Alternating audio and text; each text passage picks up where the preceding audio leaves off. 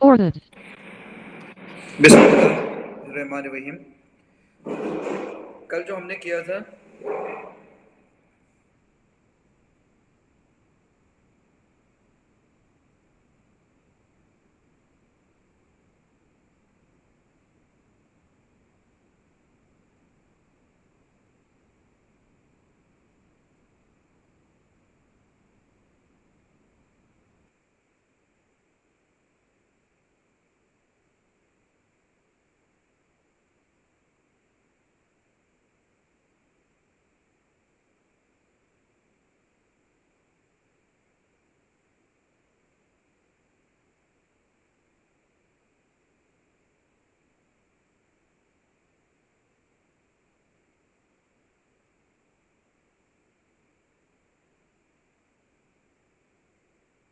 वहीं से हम स्टार्ट करते हैं।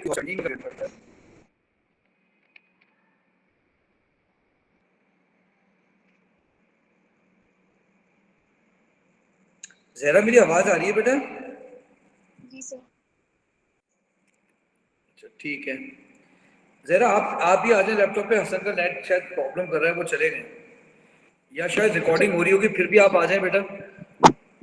सर वैसे रिकॉर्डिंग का बटन तो दबा हुआ है। हाँ, रिकॉर्डिंग तो चल रही रिकॉर्डिंग चल रही है बेटे?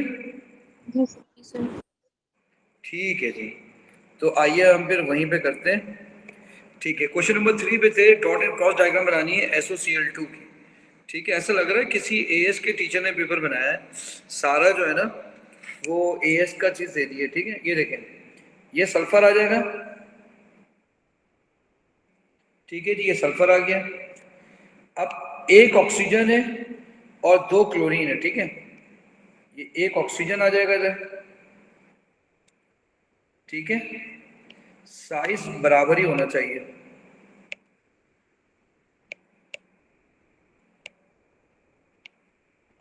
ये ऑक्सीजन आ गया, ये क्लोरीन आ जाएगा। ठीक है मेरा बच्चा, अब यहां से ये सल्फर आ गया, ये ऑक्सीजन आ गया, ये 2 क्लोरीन आ गए। ठीक है, अब आपको मालूम है ना कि सल्फर ग्रुप 6 में। ठीक है, तो अगर ग्रुप 6 में होंगे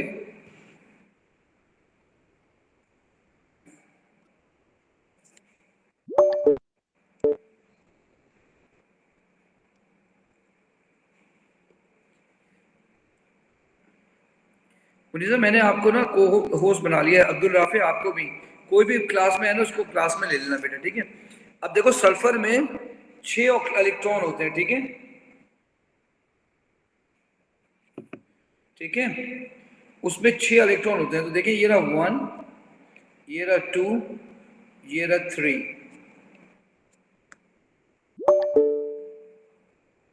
ठीक है,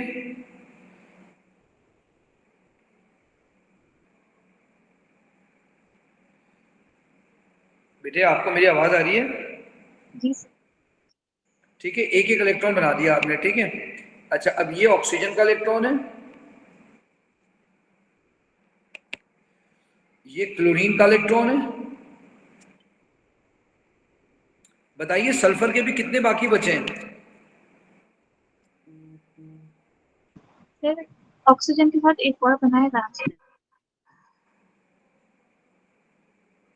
दोबारा बोलिएगा। ऑक्सीजन के साथ एक और बनेगा। ज्यादा। ऑक्सीजन के साथ एक और बनना चाहिए। जी मास, जी मास वालू साहब।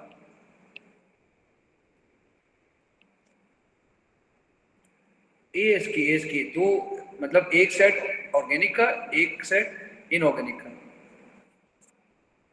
ठीक, अच्छा जी, अब ये एक एक इलेक्ट्रॉन आपने यहां बना दिया। ठीक है मेरा बच्चा,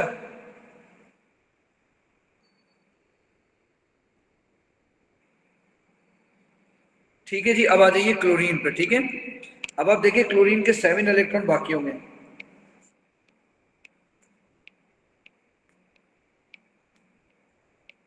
अब सल्फर के कितने बाकी बच गए थे बेटा? सल्फर के 1 2 3 4 2 बच गए, वो ये रहे। ऑक्सीजन के 2 इस्तेमाल हो गए, और अभी भी आपके 4 बाकी हैं, ठीक है। तो ये आ गए ऑक्सीजन के 4। बोले बात समझ आ गई है बेटे? जी sir. Chlorine electrons,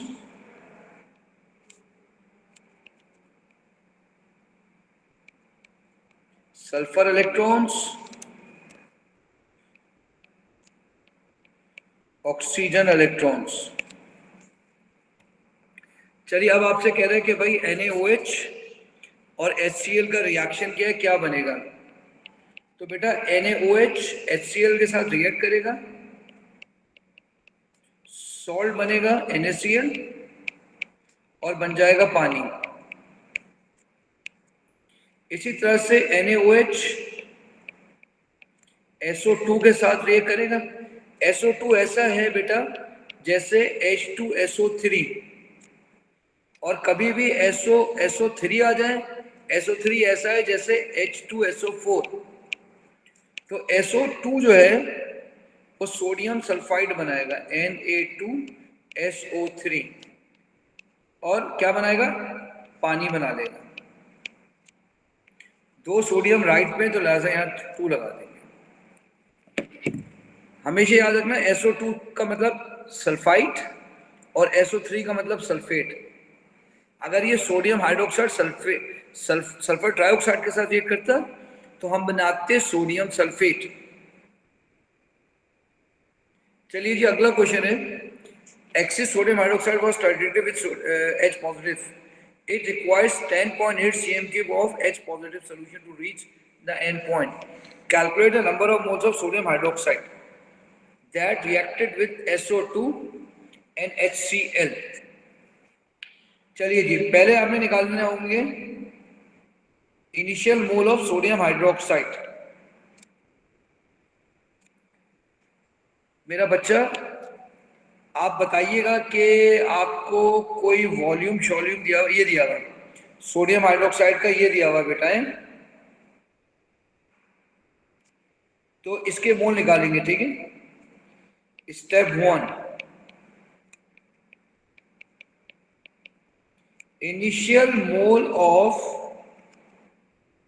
sodium hydroxide, mole is equal to concentration multiply by volume divided by 1000। concentration 0.5, volume 60 divided by 1000, 0.03। 0.03 मोल आ गया आपके पास। चलो बेटा अब आप मुझे बताएंगे कि कितना हो गया फाइनली टाइट्रेट करने के बाद। 10.8 cm3 इसका आ रहा है और इसके इतने आ रहे हैं, ठीक है। तो इनके दरमियान 1:1 का रेशियो है ना, तो आप निकालेंगे मोल ऑफ HCl या H positive. Step 2, mole of H positive is equal to mole of NaOH reacted.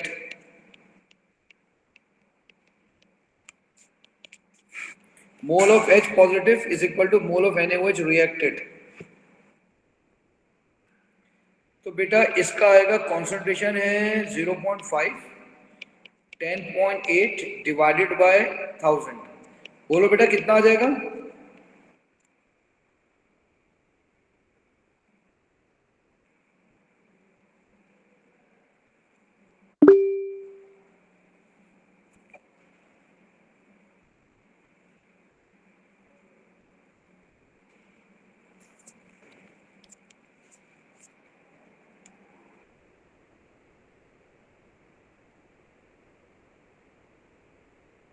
बोले इसका आंसर क्या आ जाएगा? यहाँ तो सिग्नल सही आ रहा है। एक्सपोनेंट माइनस 5.4 एक्सपोनेंट -3 मोल। अब आ जाए स्टेप 3।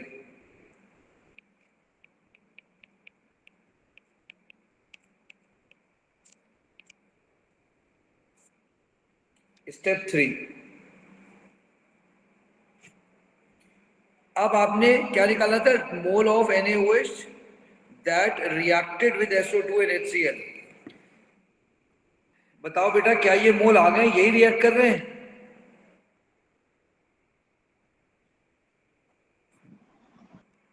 सर ये तो बचे हुए हैं ना? ये तो वो हैं जिन्होंने रिएक्ट किया है ना? नहीं आ रही बात समझ में? जी सर जी। बेटा मेरी आवाज आ रही है? मुझे बोलेंगे तो मुझे समझ जी आएगा ना सर कि आ आपको रही समझ है। आ रहा है। ठीक है, तो अब आप मुझे बताएं कि यही रिएक्ट कर रहे हैं मोल ऑफ NaOH? क्या ये HCl के साथ रिएक्ट कर रहा है या SO2 के साथ रिएक्ट किया है?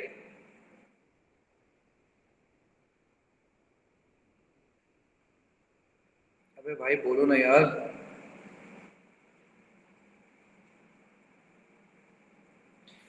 नहीं आ रही बात समझ में? सर पहले सवाल पर शुरू से क्यों वो क्या है? देखें मैं आपको बताऊं, देखें आपने क्या किया, आपके पास एक सैंपल है, उसके अंदर आपने ये डाला है SO2 और HCl बना है, ठीक है। आपने HCl से टाइट्रेट किया NaOH, ठीक है, NaOH से टाइट्रेट किया, HCl भी रिएक्ट हो जाएगा, SO2 भी हो जाएगा, ठीक है। इन दोनों को आपने टाइट्रेट कर लिया, ठीक है। इनिशियल कंसंट्रेशन थी इसकी ये वाली, आपको मालूम चल गया ये टोटल मोल है आपके इनिशियल, ठीक है। अब ये कह रहा है 1 gram of sample of carboxylic acid was treated in this way and the gases were absorbed इतना NaOH, ठीक है। अब आपसे आगे कह रहा है कि 10.8 जो है ना CM³ H पॉजिटिव रिएक्ट करा है, जिसने इसका कॉन्सेंट्रेशन भी यही है। तो बेटा ये जो टोटल है, ये जो टोटल है, ये सल्फर डाइऑक्साइड के लिए भी रिएक्ट होगा। ये कौन सा वॉल्यूम होगा, किससे रिएक्ट किया होगा इसने? सर HCl और SO2 से ना? मोमल का क्या आंसर आ रहा है?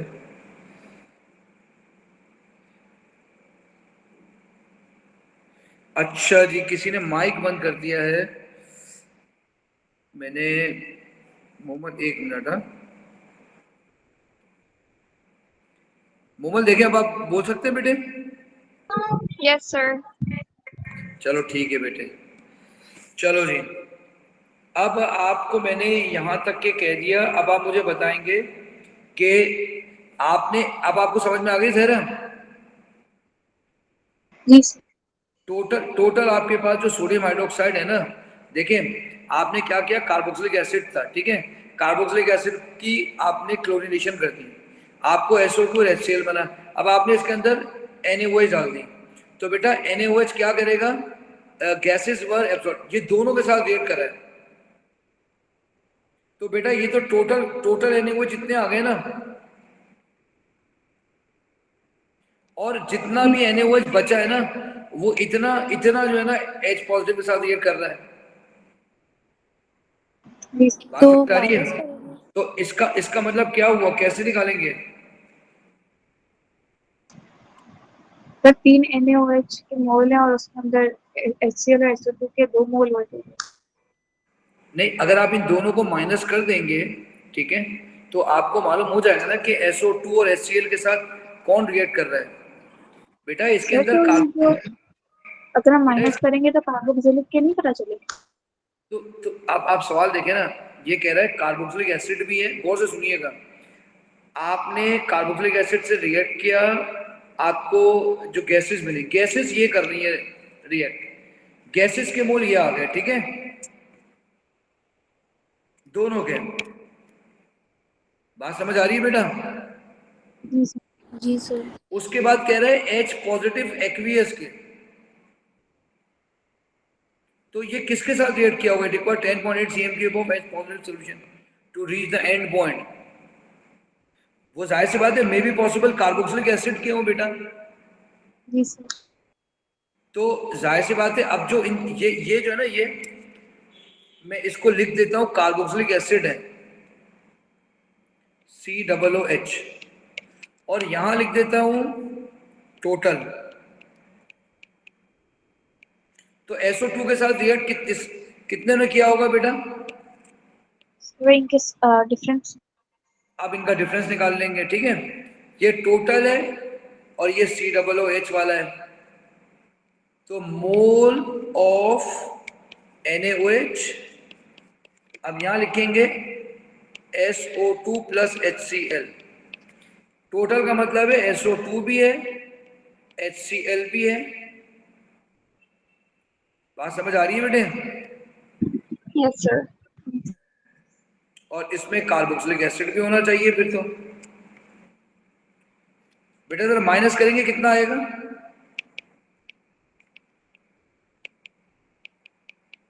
सर 0.0246। 246। 246। 0.0246 मोल ऑफ NaOH आ गया। चलिए आगे बढ़ते। Calculate the number of moles of RCOOH that produce the SO2 and HCl। ठीक है, जाहिर सी बात है ये जो आपका COOH था वो तो रिमेनिंग वाला होगा ना, रिमेनिंग। ओहो, क्या मेरी बात समझ आ रही है, नहीं आ रही है आपको बेटा? जी जी। तो बताइए, इसका कुछ दिया हुआ है आपको ऊपर कुछ?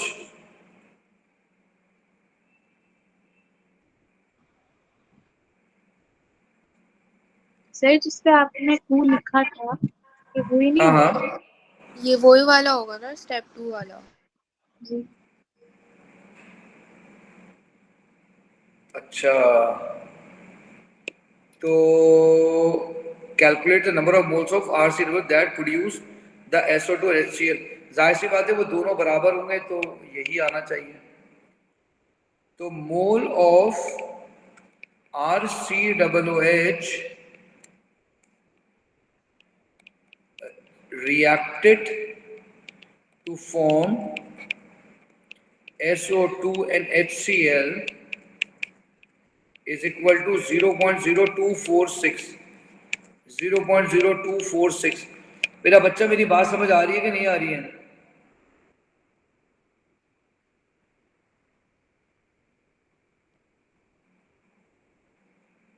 बोलो बेटा।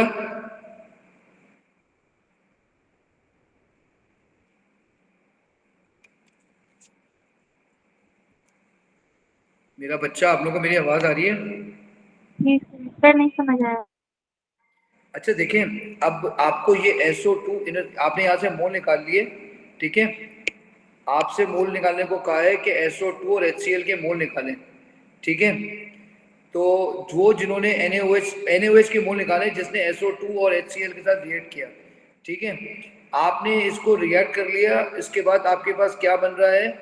0.03 NaOH के टोटल मोल थे जिन्होंने तीनों के साथ रिएक्ट किया, ये वो है जिन्होंने SO2 HCl के साथ रिएक्ट किया। तो ये आ गया 0.0246। बेटा ये 0.0246 किसके मोल आ गए थे? NaOH के ना? जी सर, इसमें गैसेस। अच्छा, अब ये कह रहा है कि calculate the number of moles of RCOOH that produce the SO2 and HCl। तो इसके इसके पूछ रहा है, ठीक है। इससे इसके पूछ रहा है। क्या आपने इसके मोल निकाल लिए थे बेटे? जी सर। इसके कितने मोल थे? सर ये जो 0.0246 निकाले। अच्छा, अगर हम मोल रेशियो भी निकालते हैं ना बेटे, तो RCOOH ratio SO2 plus HCl, तो बेटा इसके दरमियान 1:2 का रेशियो आ रहा है, नहीं? जी सर। जी सर। 1:2 का रेशियो आ रहा है। तो अगर आप गौर से देखें, 1:2 का रेशियो आ रहा है, तो इसके आ रहे हैं 0.0246। इसके इसके इसके आ रहे थे ना बेटे? जी सर। इसके पूछ रहा है, तो इससे निकाल सकते हैं हम इसके आंसर। ये तो वाले मोल थे ना बेटे जो NaOH के आए थे। NaOH के आने का मतलब है SO2 और HCl के मोल आए थे। अब आपने SO2 और HCl के मोल को कार्बोक्सिलिक एसिड के साथ रेशियो लगा दें। अब देखिए कितना आ रहा है।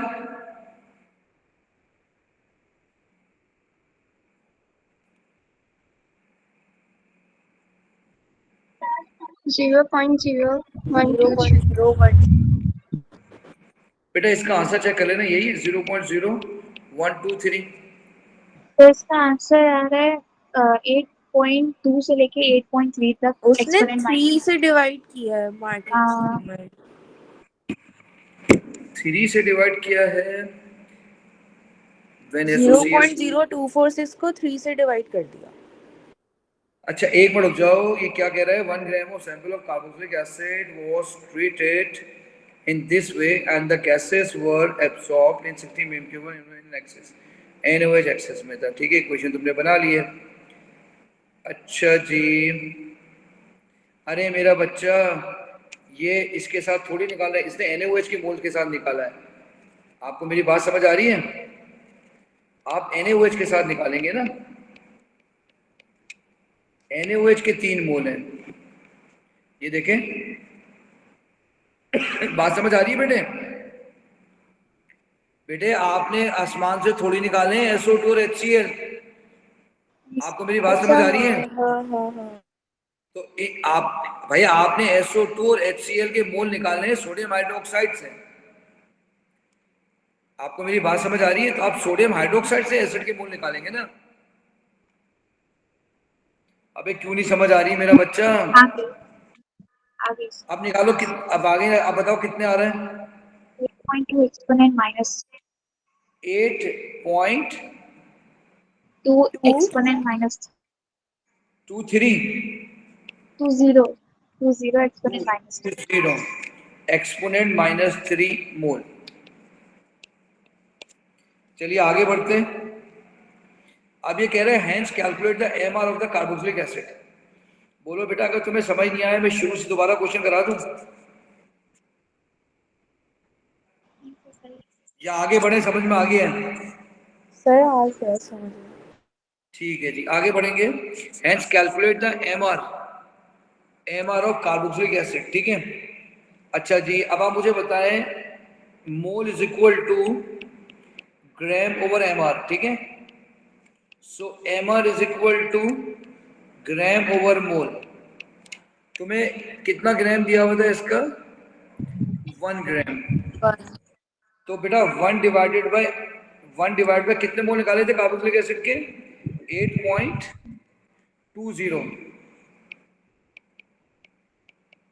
इंटू 10⁻⁻3। निकालो बेटा कितना आएगा? 122। 122। बेटा चेक कर लेना, आंसर सही है बेटा, चेक करते रहना। चलो अब 122 आ गया तुम्हारे पास। ठीक है, अब ये कह रहे हैं R group contain carbon and hydrogen only.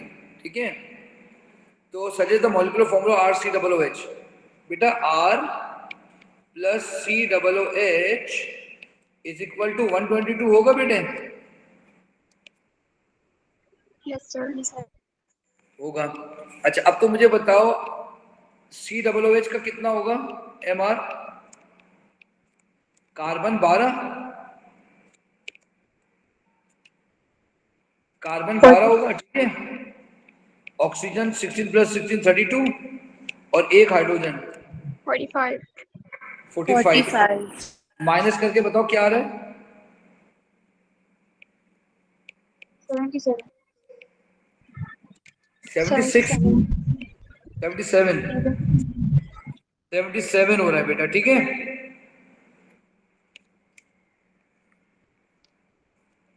अब तुम यहां लिखो, मेरी बात गौर से सुनना। ठीक है, यहां लिखो 76 और 12 से डिवाइड करो। अभी 1 मिनट में कराता हूं। ठीक है, 12 से डिवाइड करो।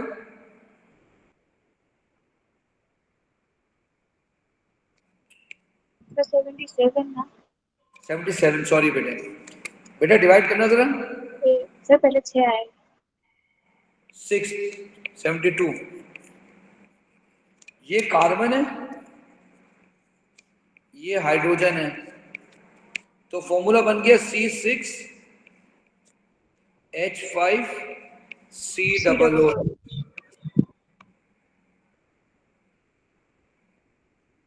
C6H5COOH। चलिए आगे बढ़ेंगे। The following synthetic route. shows how a carboxylic acid can be converted into an amine। ये पूरा रिएक्शन आपको दिया हुआ है। आइए इसको करते हैं, ठीक है। बताइए क्या ये सब्स्टिट्यूशन है? Yes, sir. ठीक है। बताइए दूसरा वाला क्या है, क्या ये भी सब्स्टिट्यूशन है? Yes, sir. अच्छा, अब बताइए अब क्या हो रहा है, अब क्या ये रिडक्शन हो रही है, क्या हो रहा है? Reduction? Yes, sir. रिडक्शन हो रिडक्शन हो रही है, ठीक है जी। यहाँ आप लिखेंगे रिडक्शन। बताइए बेटा स्टेप 3 का रिएजेंट क्या होगा रिडक्शन का? NiNH2. हमेशा याद रखिएगा, चाहे कार्बोक्सिलिक एसिड हो, चाहे अमाइड हो, lithium aluminium hydride try ether के साथ, चाहे तो लिखें क्योंकि कंडीशन है ड्राई ईथर, ठीक है। अच्छा, अब नेक्स्ट क्वेश्चन है, angelic acid is a natural product isolated from the roots of the Angelica plant. Angelic acid react with hydrogen and nickel to form, बताइए क्या वो अल्कीन होगा जब जो हाइड्रोजन निकल के साथ रिएक्ट कर रहा है? Yes, sir. अच्छा, दूसरा T undergo the above synthetic route to form amine. इसका मतलब ये हुआ अमाइन बन रहा है, तो इसका मतलब ये हुआ या तो उसके अंदर कार्बोक्सिलिक एसिड है, ठीक है, या इसके अंदर असाइल क्लोराइड है, COOH है, या COO। स्टार्टिंग मटेरियल ही लिख देते हैं, ठीक है। अगला कह रहा है you can also be made by reacting 1 bromo 2 methyl butane with ammonia. सही है। अब इसने सब चीजें आपको दे दी हैं, पहले टी पे आ जाए, टी पे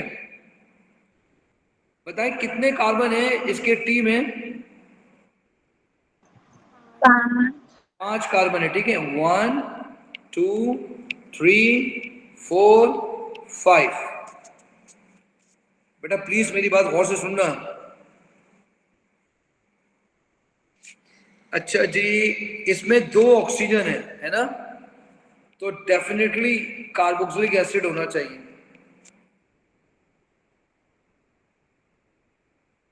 ठीक है। आप बताइए इसमें हाइड्रोजन कितने हैं? 10।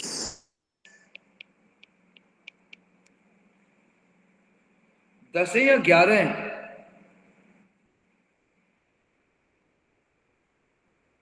चेक करना बेटा। 10 है, एक कार्बन 10। लग गया। अच्छा 10 है, ठीक है।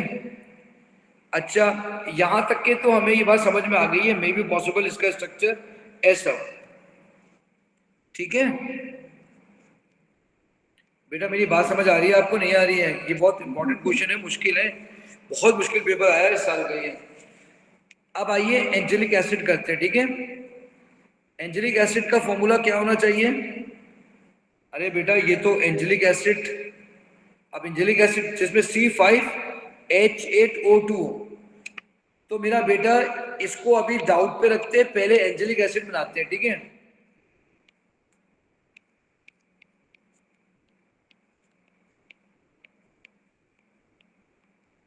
बताइए क्या ये एंजेलिक एसिड हो सकता है? इसमें डबल बॉन्ड होगा ना बेटा? Yes, sir. क्योंकि क्योंकि अल्कीन बना है, तो चलिए डबल बॉन्ड यहां लगा दिया।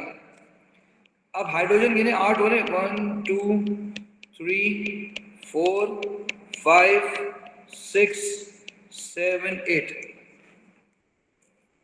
बोलो बेटा ऐसा ही है कि नहीं है? Yes, sir. अच्छा जी, अब ये कह रहा है आपने, अब देखिए ये भी सही बन रहा है, ये भी सही बन रहा है। अब ये कह रहा है यू कैन ऑल्सो, अच्छा लेकिन ये कह रहा है T undergo the above synthetic group to form amine C5H13N। चलिए आइए इसको अमाइन बनाते हैं, ठीक है। ये देखें, बताइए पहले असाइल क्लोराइड बनेगा ना बेटा? पहले असाइल क्लोराइड बन जाएगा, Cl लग जाएगा, Cl लगने के बाद इसके पास NH2 लग जाएगा।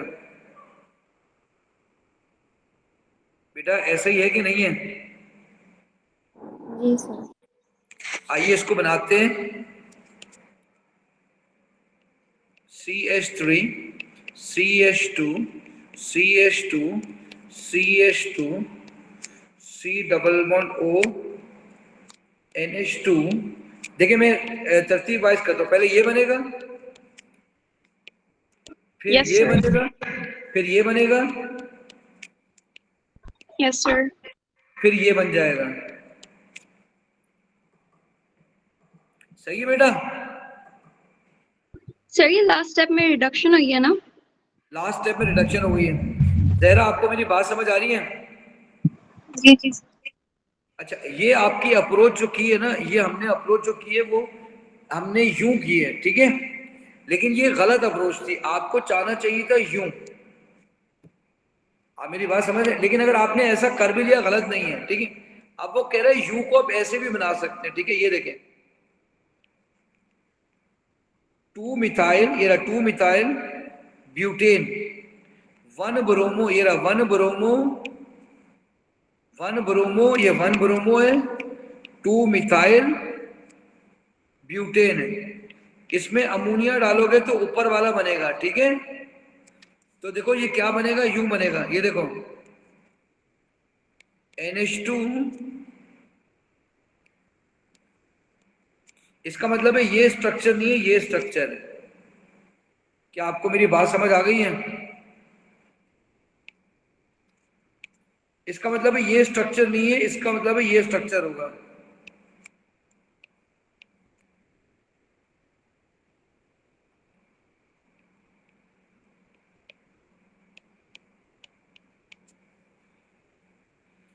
इसका मतलब है ये वाला भी स्ट्रक्चर ये नहीं होगा, ये वाला। बेटा आप लोगों को मेरी आवाज आ रही है, बात समझ आ रही है? जी यार। तो बेटा एक अप्रोच तो ये थी सीधी वाली, आखिर में करनी यही है, ठीक है। तो आइए अब मैं इस क्वेश्चन को आपको दोबारा समझाता हूँ। आपको बात समझ आ गई है बेटा? जी सर। आइए इसको हम दोबारा करते हैं, ठीक है। देखिए आपने क्या किया, 1 ब्रोमो, ये रहा 1 ब्रोमो, ठीक है, 4 कार्बन हो गए, इस पर ब्रोमीन लगाए, 2 पे मिथाइल लगाए, ठीक है। इसका जो प्रोडक्ट बनेगा वो ये बनेगा, ठीक है।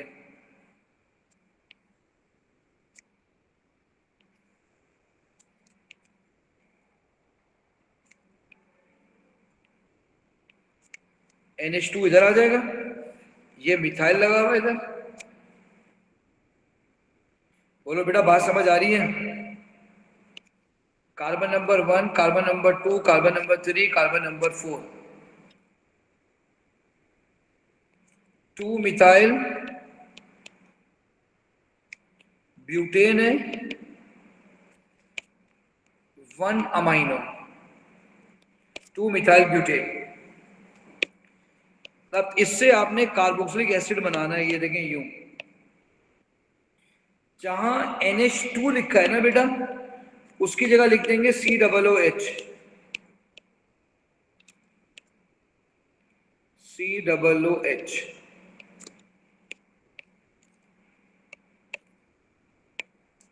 जहां आपने COOH लिखा है वो सही है, लेकिन डबल बॉन्ड लगा देंगे आप। अब आप ये इसमें डबल बॉन्ड लगा देंगे, ठीक है। बेटा आपको मेरी आवाज आ रही है? जी सर। अब कहाँ डबल बॉन्ड लगाएंगे आप? कहीं पे भी डबल डबल बॉन्ड लगा सकते हैं, कहीं कोई पोजीशन तो नहीं लिखी हुई इसने। आप यहां लगा दें डबल बॉन्ड। सर आपने जो बनाया है उसमें 6 कार्बन है। इसमें 6 कार्बन तो है बेटा, ये रहा 5, ये रहा 6, ये रहा 5, ये रहा 6, नहीं तो 6 मतलब कार्बन जो है। 5 कार्बन है ना एंजेलिक एसिड में जो। आइए हम दोबारा देखते हैं, 1 1 2 3 4 5, इसके अंदर 5 कार्बन है, इसके अंदर आ जाइए। आपने क्या करना है, देखिए 5 ही कार्बन है ना,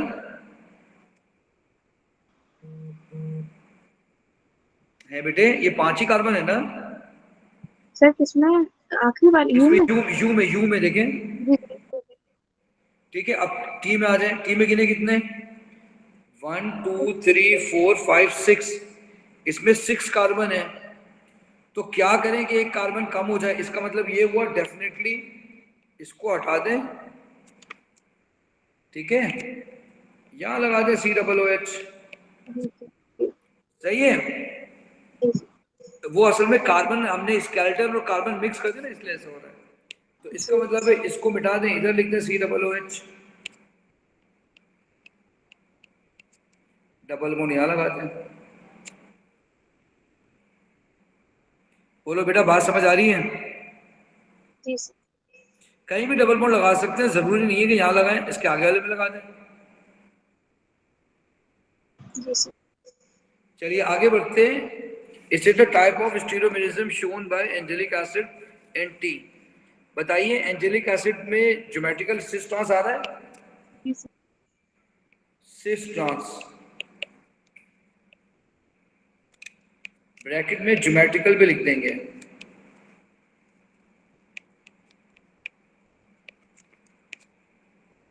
ये देखें, अगर ये ऐसा हो, यहां है COOH, ये सिस हो गया।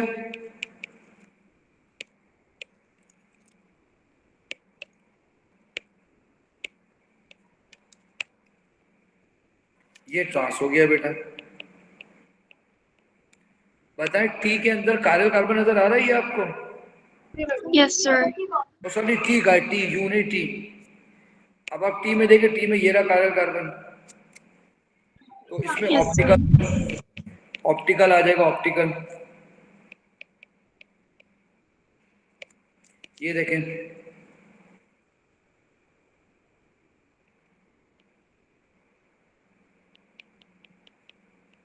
ये क्या, ये मिरर है।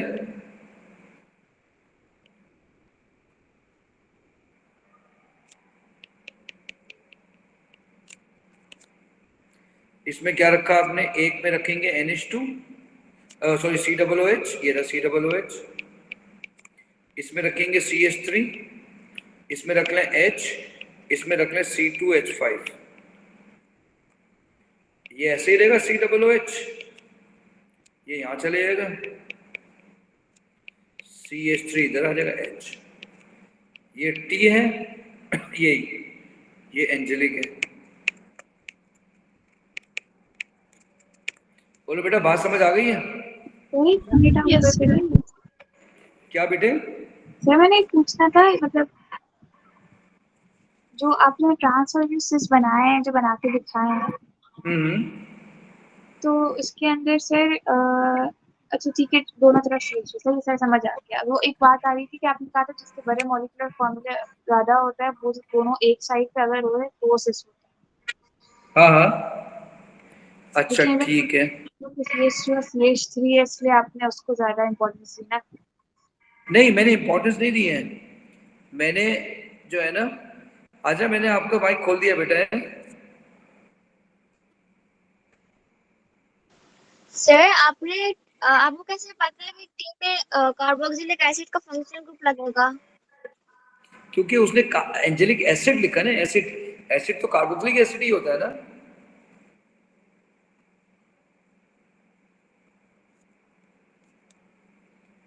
जहरा, आप देखें ना, ये CH3 है ना, CH3 दोनों एक साइड पे है, यहाँ CH3 अपोजिट जी साइड सर। पे। ठीक है सर। हाजिरा, बात समझ आ गई मेरा बेटा? और पास वाला नहीं देखेंगे? हाँ ना, CH3 को देखेंगे ना। अच्छा ठीक है। सर आप दोबारा समझा दें। क्या बेटा, दोबारा बोलना, क्या चीज? सर आपको कैसे पता कि टी में कार्बोक्सिलिक एसिड लगेगा? बेटा, कार्बोक्सिलिक एसिड लिखा है ना, सवाल में लिखा है ना, ये देखो एसिड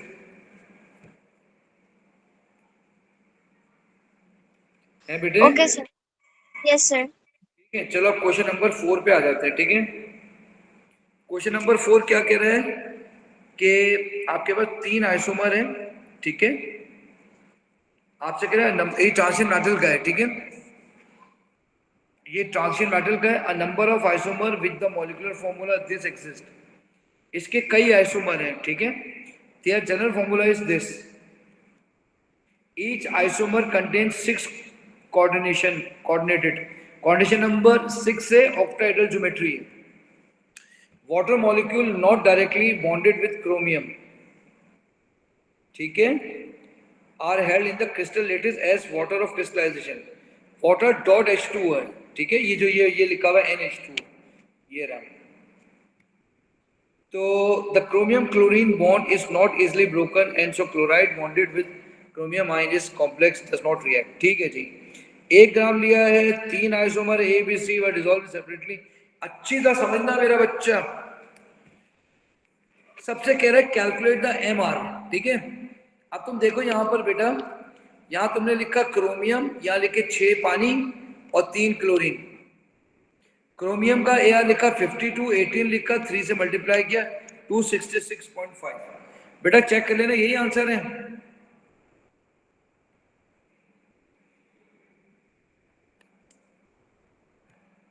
बेटा चेक कर लेना, यही आंसर है।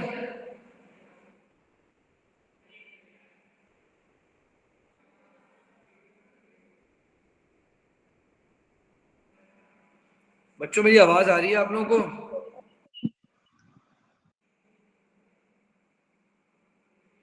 जहरा आवाज आ रही है मेरी? जी सर आ रही है, यही आंसर। ठीक है बेटे।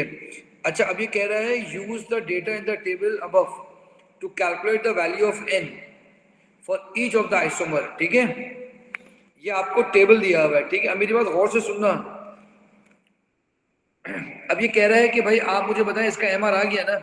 आपने सॉल्ट लिया था 1 ग्राम, ये देखें क्या लिखा था, 1 ग्राम ऑफ सैंपल। आपने इसके मोल निकाल लिए। क्या आपको ये स्टेप 1 समझ आया? जी सर। ये आ गया आपका स्टेप 1, आपने मोल निकाल लिया, ठीक है। अच्छा अब आप गौर से देखें, आपको कोई इक्वेशन दी हुई है, आपको यहां दिया हुआ है कि क्लोरीन के साथ रिएक्ट कर रहा है, AgCl बन रहा है, ठीक है। अब मैंने क्या किया, मैंने उस पूरे सॉल्ट को ऊपर से उठाया जो आपको दिया हुआ था, ये वाला, इसको यहां लिखा मैंने और AgNO3 के साथ रिएक्ट कर लिया। ये डब्बा कहलाता है कोऑर्डिनेशन स्फीयर, कोऑर्डिनेशन स्फीयर। जो इसके बाहर क्लोरीन है वो रिएक्ट करेगा, ठीक है। जो इसके बाहर क्लोरीन है वो रिएक्ट करेगा। तो बताइए कितने क्लोरीन रिएक्ट करेंगे बेटा? सर 3 करेंगे, ठीक है। इसीलिए मैंने यहाँ 3 लिखा, यहाँ मैंने 3 लिख दिया। बात समझ आ रही है? सॉल्ट का रेशियो है 1:3, 1:3। इसका मोल आपने यहां निकाला, X निकाल लेंगे। क्या आपको मेरी बात समझ आ रही है बेटा? तो मतलब आपने AgCl के मोल निकाले कि इसमें से कितना बने? हाँ मैंने ये निकाला है कि कितने AgCl के मोल बनेंगे। निकालें कितना आ रहा है?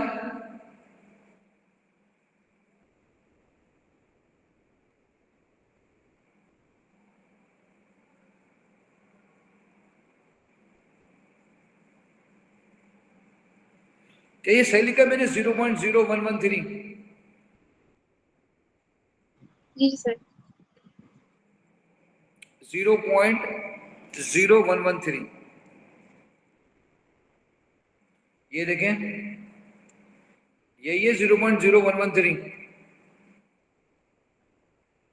जी सर। आ गया C। तो ये देखें, ये रहा C का फॉर्मूला। N की वैल्यू 0 है, 0 का मतलब, N का मतलब 0। N वो है जो अंदर क्लोरीन है, इसका मतलब है अंदर एक भी क्लोरीन नहीं है, 0। आइए दूसरा वाला करते हैं, दूसरा वाला, ठीक है। ये देखें,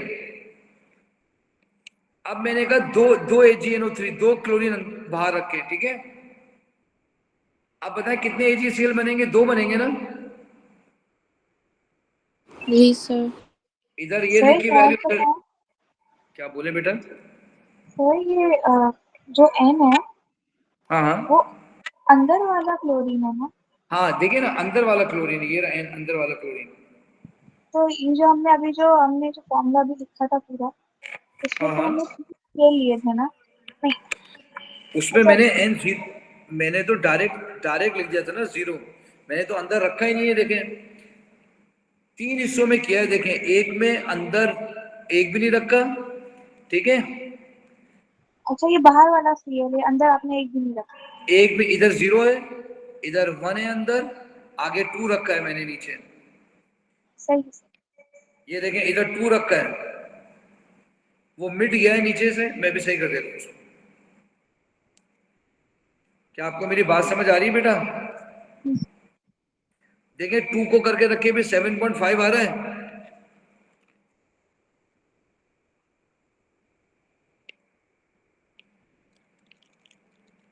बोलो हाँ, जरा बात समझ आ रही है मेरा बेटा? सर मतलब दो कोमल एजी स्केल बेशक बंद कर दो। हाँ बेटे, कह रही हूँ सर, हम अभी जो टू जैसे अभी रखेंगे तो उसके लिए पूरा हम एजी स्केल के साथ रिएक्शन की इक्वेशन दोबारा लिखेंगे।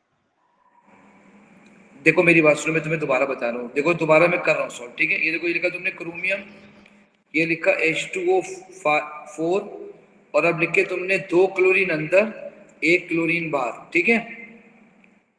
बताओ कितने AgCl बनेंगे अब? एक एक बनेगा, ठीक है। इसका रेशियो 3.75 इंटू 10⁻⁻3, ठीक है। इसका निकालना है। रेशियो है 1:1 का। तो बताओ x की वैल्यू कितनी आएगी? 3.75 इंटू 10⁻⁻3। देखो ऊपर ये लिखी हुई है। जी सर।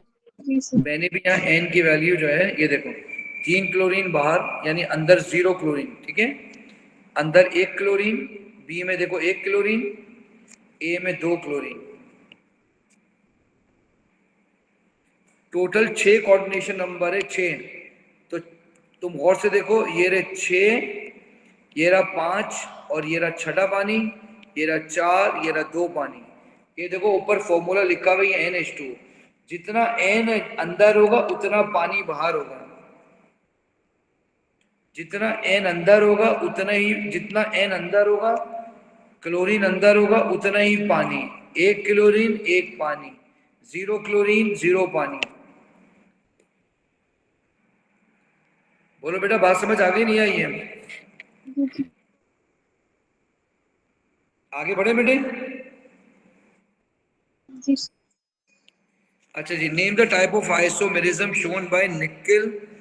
अच्छा बताओ, निकेल में होता है, तो मैंने क्या बताया था, कौन सा होता है निकेल में? Square planet. Nickel geometry. Platinum पे मैंने क्या बेटा? सर आप क्या पूछ रहे थे? मैं कहता है, अगर निकेल हो और कोऑर्डिनेशन नंबर 4 हो, इसका कोऑर्डिनेशन नंबर 4 है ना, जी सर। तो बताइए इसका कौन सा होता है?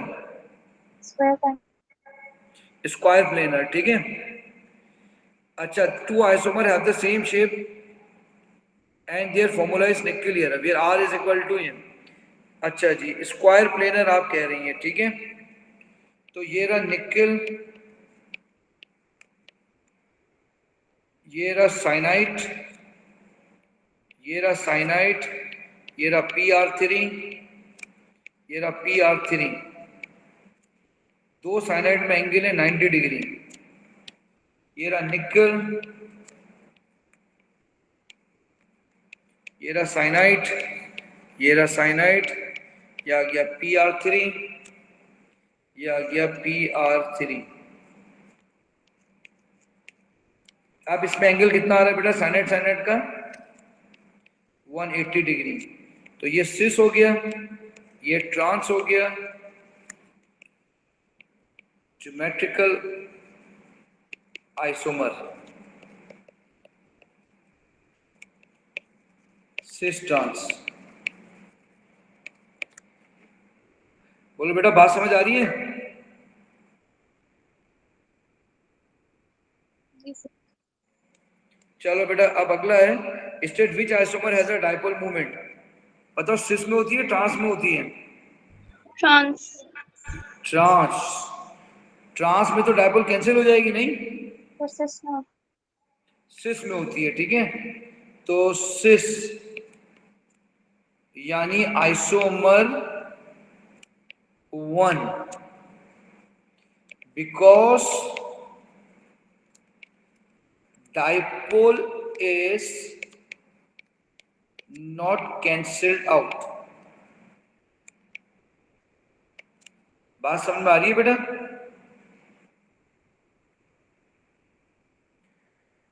जी sir. Net dipole is not zero.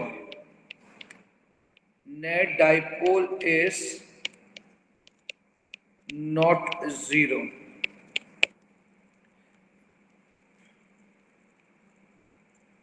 यार बेटे चलो जल्दी जल्दी कर लेते हैं, कॉलेज में से क्लास ले रहा हूँ, कॉलेज बंद हो गया है, ठीक है। अच्छा बताइए बाइडेंटेड किसे कहते हैं? तो 2 लोन पेयर होते हैं और 2 डेटिव बॉन्ड्स हैं। ठीक है, बाइडेंटेड का मतलब है, क्या लिखूं बेटा? It has 2 lone pairs and form 2 dative bonds with central material. यानी फॉर्म 2 डेटिव बॉन्ड, ठीक है। बताइए लिगेंड क्या होगा?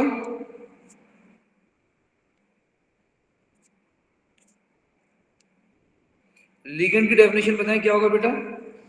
Species that donates lone pair to matter. ठीक है, 2 lone pair donor.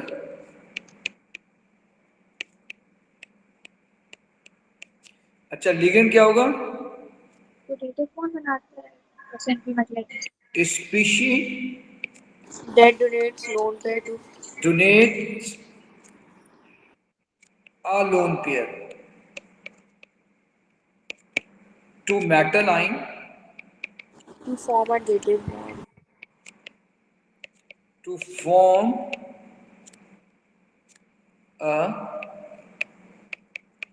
dative bond। चलो जी आपने इसके आइसोमर बताने, ठीक है। कितने ईएन है? 2 ईएन है, 2 क्लोरीन, ठीक है। और से देखना 2 ईएन, देखें एक नाइट्रोजन ये लिखकर ऐसे बनाया, एक नाइट्रोजन ऐसे लिखकर ऐसे बनाया, बाकी 2 जगह क्लोरीन लिख दिया।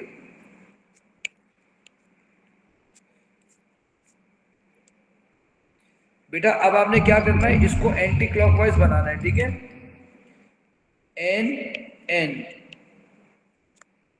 फिर आपने क्या लिखना है, एन एन, फिर आपने लिखना है क्लोरीन क्लोरीन, फिर आपने क्या बनाना है इसका सिस ट्रांस, ये रहा क्लोरीन, ये रहा क्लोरीन, ये रहा एन, ये रहा एन, ये रहा एन, ये रहा एन। क्या आपको मेरी बात समझ आ गई है बेटा? जी सर। सर इसमें सिस्ट्रॉन्स होगा क्या? बेटा ये दोनों आपको दिख रही है, ये ऑप्टिकल है, ठीक है। ये दोनों ऑप्टिकल हैं और ये दोनों ज्योमेट्रिकल हैं।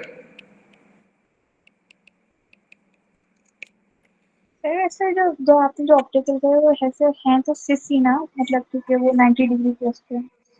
हाँ ये सिस ही है, ये भी सिस है, ये ट्रांस है। चलो बेटा अब अगला कह रहा है आपसे के स्टेबिलिटी 1 निकालना है, ठीक है। प्रोडक्ट अपॉन रिएक्टेंट, ये कॉपर आया, ये अमोनियम 4 आया, ऊपर +2, क्या चार्ज ब्रैकेट के बाहर आएगा अंदर आएगा? अंदर। अंदर आएगा, ठीक है। और अमोनिया 4 बाहर, ये आ गया के स्टेबिलिटी 1। अब आइए के स्टेबिलिटी 2। के स्टेबिलिटी 2 में क्या होगा, EN अंदर आ जाएगा, ठीक है। EN2, यहां क्या आ जाएगा, EN की पावर 2। क्या आपको मेरी बात समझ आ रही है बेटा? ऊपर M आ जाएगा, नीचे M4, तो नेट आ जाएगा M-2। ऐसे ही है ना बेटा? तो -2 का मतलब है मोल पर DM³ -2, तो मोल -2 DM6 इसका आ जाएगा Yes. m। जी बेटा 4 बोले। नहीं होगा? 2 3 जा 6 नहीं होगा? नहीं सर, जो आपने ऊपर m-2 लिखा है वो। बेटा अच्छा हाँ, सॉरी, जल्दी का काम शैतान का। ये आ जाएगा -4, ठीक है। तो ये m-4 आ जाएगा और ये m12 आ जाएगा। अब सही है? सर आपकी स्क्रीन शेयर नहीं हो रही। ठीक है मेरा बेटा।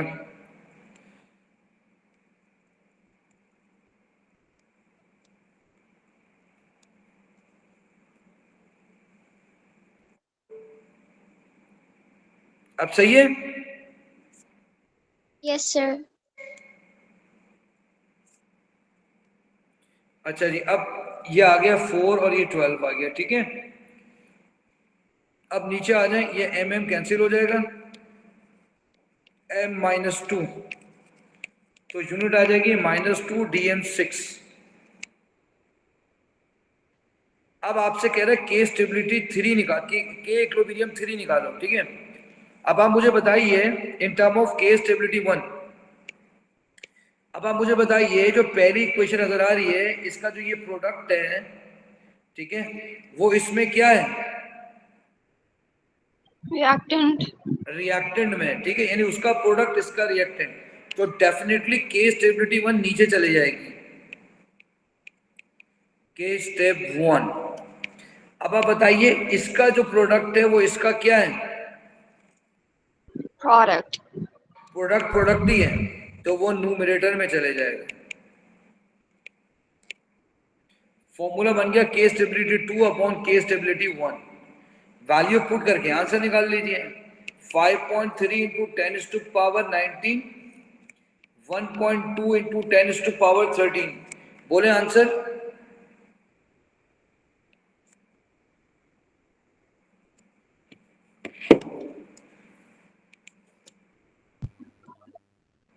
4.4167 exponent 6. अच्छा बेटा दोबारा बोलना था, सॉरी बेटे, बोलना था दोबारा बेटा। 4.42 एक्सपोनेंट 6। अच्छा अब इसकी यूनिट निकालनी है। ऊपर आया था -2, नीचे आया था -2। के स्टेबिलिटी 2 आया था -2, सॉरी, ऊपर आया था -2, नीचे आया था -4। m-2 + 4 m², तो यूनिट आ जाएगी मोल स्क्वायर DM-6। चलो बेटा अब है आपने बताना है नेक्स्ट क्वेश्चन में, explain why delta S equilibrium 2 is so different from delta S equilibrium 1। बताएं इन दोनों में डिफरेंस क्यों आ रहा है? due to difference in solubility. नहीं बेटा सॉल्बिलिटी नहीं, एंट्रोपी है ना। ये रहा इक्विलिब्रियम 1, ये रहा इक्विलिब्रियम 2। इसमें देखो 5 मोल है, इसके अंदर 3 मोल है। बात समझ आ रही है?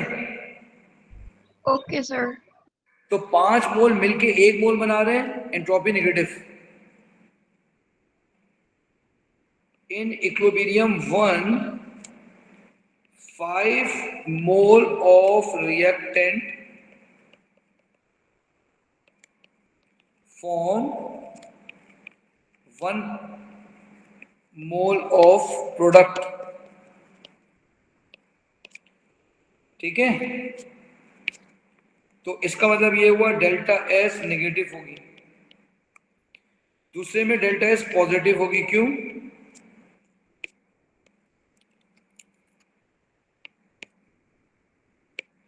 इसमें 3 मोल मिलकर 1 बना रहे हैं। चलिए डेल्टा G, बात समझ आ गई बेटा? डेल्टा G की वैल्यू निकालनी है। Sir, entropy और number of moles का क्या ताल्लुक होता है एक दूसरे से? बेटा जितने ज्यादा मोल होंगे उतनी एंट्रोपी ज्यादा होगी। तो देखें इधर 5 मोल है, 5 मोल है, इधर 1 मोल है, इधर 3 मोल है, इधर 1 मोल है, तो ऊपर ज्यादा चेंजिंग आ रही है ना 5 से 1, इसलिए एंट्रोपी नेगेटिव है। Okay, sir. अच्छा, अब आपने ये डेल्टा जी निकालना है, ठीक है। डेल्टा जी का फॉर्मूला होता है delta G is equal to delta H minus T delta S. Delta G की वैल्यू निकालनी है, डेल्टा एच है -100, टेम्परेचर कितना दिया हुआ था 298,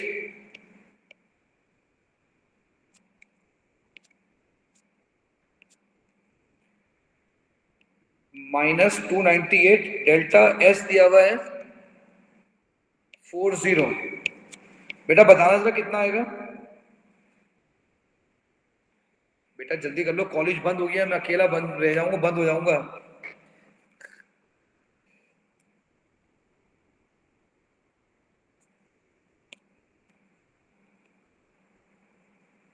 -12020। -120, अरे डिवाइड बाय 1000 नहीं किया, सॉरी बेटे।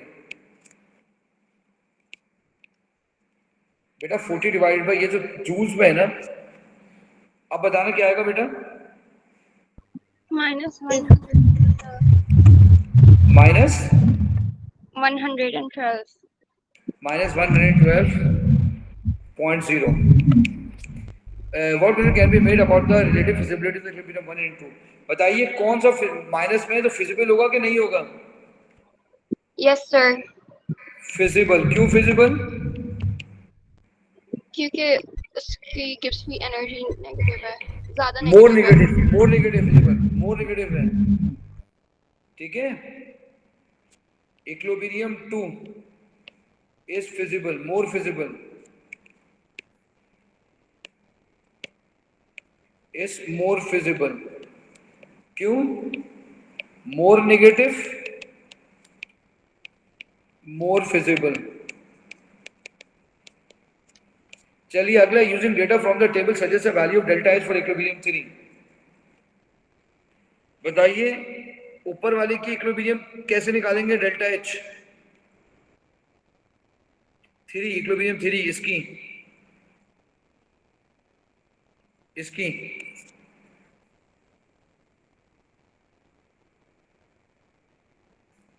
Sir, temperature से निकालेंगे ना?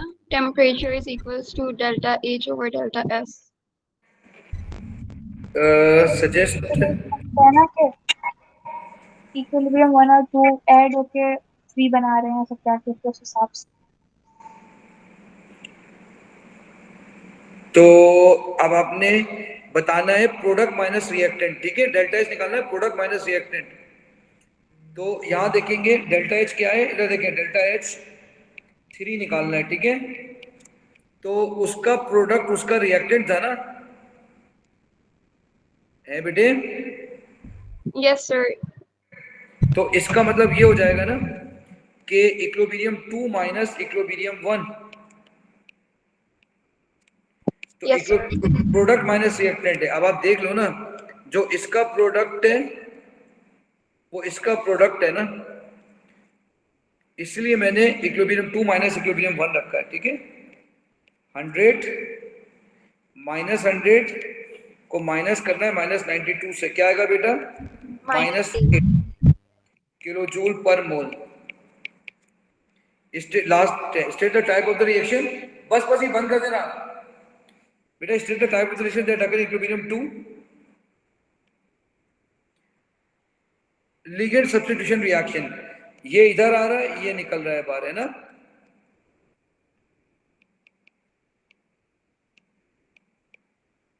Ligand substitution reaction.